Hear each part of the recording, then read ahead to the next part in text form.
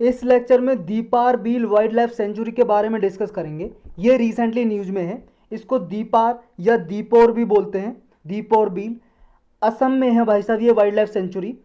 कहाँ पे है ये देखो, ये इंडिया का मैप। यहाँ पे आपको असम दिखाई दे रहा होगा ये रेड कलर में। और इस एरिया को आप बड़े में देखो, ये असम। यहाँ पे ये ब्रह्मपुत्र रिवर फ्लो कर रही है।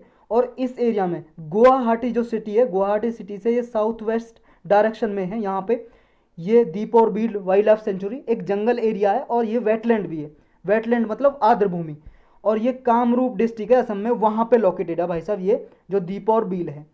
रिसेंटली न्यूज में इसलिए आया कि ministry of environment forest and climate change है जो ये मंत्रालय है, इसने इस दीपोर बील वाइल्ड लाइफ सेंचुरी के आसपास का जो एरिया है उसको इको सेंसिटिव जोन डिक्लेयर किया है। अब ये इको सेंसिटिव जोन क्या होते हैं इसको भी हम लास्ट में जानेंगे क्या होते हैं ये। तो पहले इसके बारे में पढ़ेंगे हमने, जो ये जोन डिक्लेयर किया है और दीपोर बिल ये वाइल्ड लाइफ सेंचुरी है क्या। देखो ये नोटिफाइड किया है कि जो दीपोर बिल मान लो ये है वाइल्ड लाइफ सेंचुरी, इससे आगे से 294 मीटर आगे से लेके 16 किलोमीटर तक ये वाला area eco sensitive zone declare किया है। 16.32 किलोमीटर तक लगभग इको सेंसिटिव जोन, मतलब टोटल अगर पूरा एरिया ऐसे कवर कर लें हम, वो लगभग 148.9767 स्क्वायर किलोमीटर का एरिया है पूरा। तो ये एरिया आपको याद रखने की वैसे कोई ज़रूरत नहीं है, ज़रूरत इतनी है कि इको सेंसिटिव जोन क्या होते हैं वो जानेंगे हम, और इस दीपोर बिल के बारे में भी जानेंगे। और अभी ज़रूरत क्या थी इसको डिक्लेयर करने की, देखो ज़रूरत इसलिए थी, जो वेटलैंड है ये दीपोर वाइल्ड लाइफ सेंचुरी एक वेटलैंड भी है, यानी कि आर्द्र भूमि जहाँ पे पानी भरा हुआ रहता है परमानेंटली या सीजनली, मतलब साल के 4-5 महीने भरा रह गया या पूरे सालों साल भरा हुआ है पानी, ऐसी भूमि को बोलते हैं वेटलैंड या आर्द्र भूमि।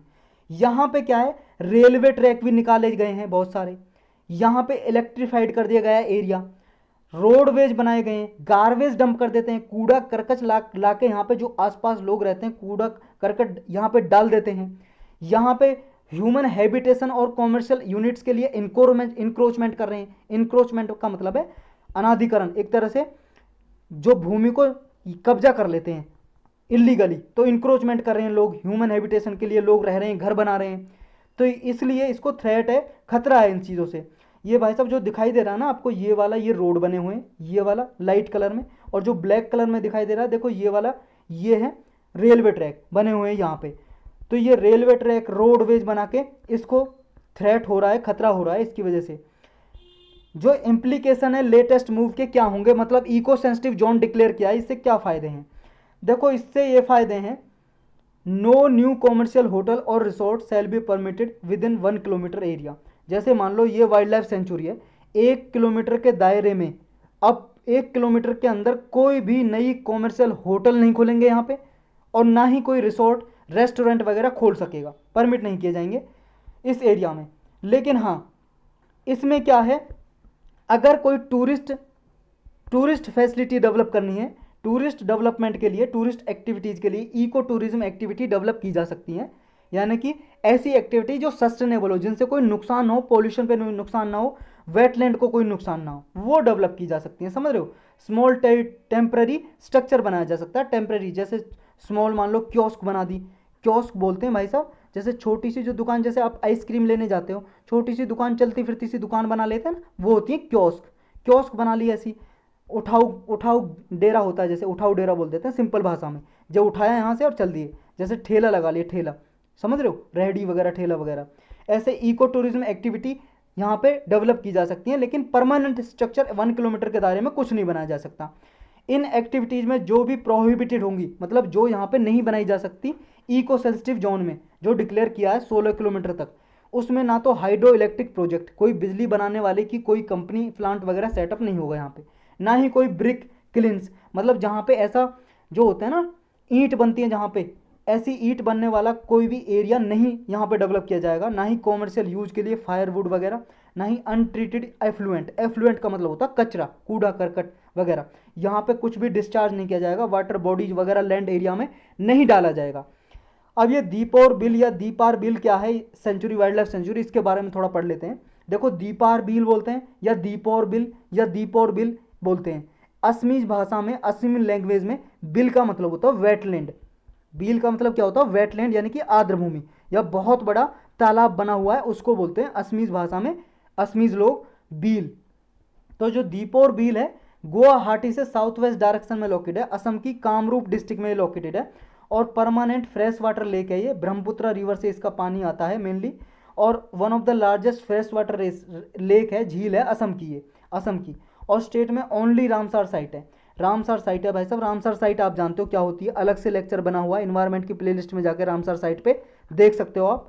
और ये इंपॉर्टेंट बर्ड एरियाज भी है। इंपॉर्टेंट बर्ड एरिया क्या होता है ये जान लो। देखो, एक bird life international, bird life international की एनजीओ टाइप है भाई साहब, नॉन प्रॉफिट ऑर्गेनाइजेशन है, जो अपने लाभ के लिए काम नहीं करती, बल्कि इन्वायरमेंट को, बर्ड वगैरह को या ट्री वगैरह को संरक्षण करने के लिए काम करती है, बर्ड लाइफ इंटरनेशनल। तो ये जो बर्ड लाइफ इंटरनेशनल एनजीओ वगैरह है, non governmental organisation, non profit organisation, ये डिक्लेयर करती है किसी एरिया को कंजर्व करने के लिए, संरक्षित करने के लिए, इंपॉर्टेंट बर्ड एरिया जहाँ पे बहुत सारे बर्ड, पक्षी वगैरह मिलते हैं। और यहाँ पे जो क्लाइमेट है, ये बहुत इंपॉर्टेंट चीज़ है, ये आपको याद रखना है कि यहाँ पे जो क्लाइमेट है वो ह्यूमिड और ट्रॉपिकल मानसून क्लाइमेट है, मतलब बारिश भी अच्छी खासी होती है यहाँ पे। और यहाँ पे परमानेंट फ्रेश वाटर लेक है, ये तो हमने ऊपर देख ही लिया। अब ये जो वेटलैंड का प्रोटेक्शन जो हम कर रहे हैं दीप और बिल का, क्यों कर रहे हैं, क्यों जरूरत है?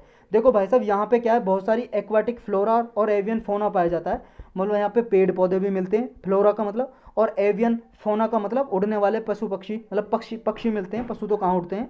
और यहाँ पे लगभग 150 स्पीसीज मिलते हैं बर्ड की, जिनमें से कुछ 2 क्रिटिकली एंडेंजर कैटेगरी में आते हैं आईयूसीएन की लिस्ट में। आईयूसीएन क्या है, स्पेशल लेक्चर बना हुआ है इन्वायरमेंट की प्ले लिस्ट में, जाकर देख सकते हो। International union conservation of nature, एक ये क्या है, नॉन प्रॉफिट ऑर्गेनाइजेशन है, जो बर्ड स्पीसीज वगैरह को, एनिमल स्पीसीज को, इन्वायरमेंट को कंजर्व करने के लिए काम करती है। इसकी लिस्ट है 9 लिस्ट, उसमें 2 स्पीसीज क्रिटिकली एंडेंजर्ड में, 1 एंडेंजर्ड में, 5 वनरेबल, 5 नियर थ्रेटन्ड कैटेगरी में आते हैं। एलिफेंट भी भाई साहब यहाँ पे रेगुलरली विजिट करते रहते हैं।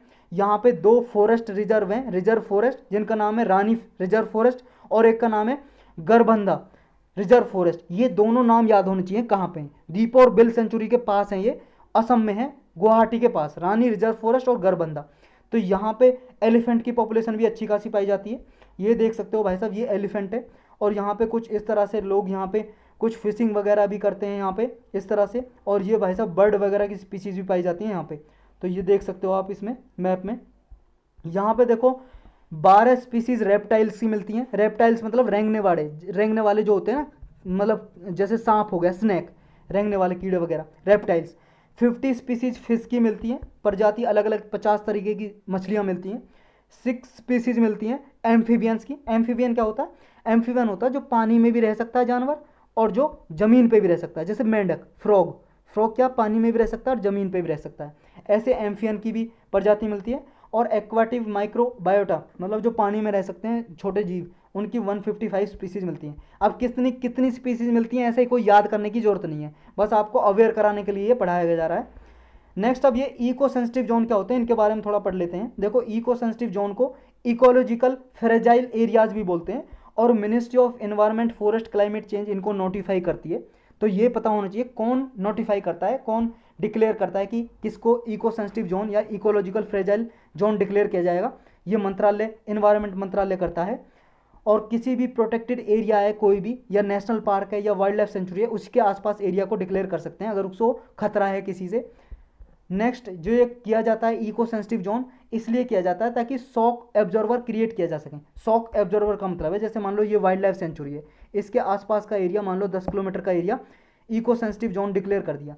तो ये क्या है, अब ये इस एरिया में कुछ ऐसा डेवलपमेंट नहीं होगा जो इस एरिया को नुकसान पहुंचाए, ना कोई रेलवे की लाइन, ना रोड वगैरह, ना ऐसे कोई हैवी इंडस्ट्रीज डेवलप होंगी। तो इसकी वजह से क्या है, ये एरिया संरक्षित किया जा सकता है। तो इस तरह से ये वाला इको सेंसिटिव जोन किस तरह का काम करेगा, शॉक एब्जॉर्वर।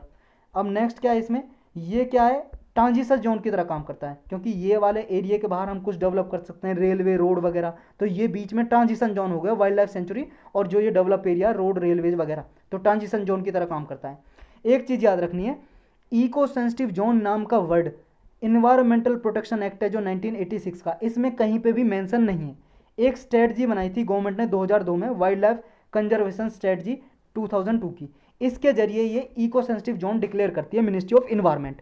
ये अप टू 10 किलोमीटर एरिया तक डिक्लेयर किया जा सकता है। जैसे मान लो कोई प्रोटेक्टेड एरिया है, वाइल्ड लाइफ सेंचुरी, उसके 10 किलोमीटर एरिया तक डिक्लेयर की जा सकती है।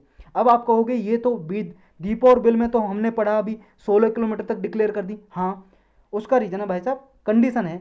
जैसे लिखा होता है ना कि आपको कोई सिम लोगे या कुछ लोगे, टर्म एंड कंडीशन अप्लाई, तो इसमें भी टर्म एंड कंडीशन अप्लाई है कि मोर ओवर फिर भी क्या है 10 किलोमीटर तक ही डिक्लेयर कर सकते हैं। लेकिन फिर भी अगर मान लो कोई ऐसा एरिया है 10 किलोमीटर के बाद भी उसे ऐसा फ्रेजाइल जोन है, सेंसिटिव कॉरिडोर है उसके आसपास, कि उसको बचाना जरूरी है, तो 10 किलोमीटर के आगे एरिया को भी इको सेंसिटिव जोन डिक्लेयर किया जा सकता है बियॉन्ड 10 किलोमीटर विड्थ के बाद भी।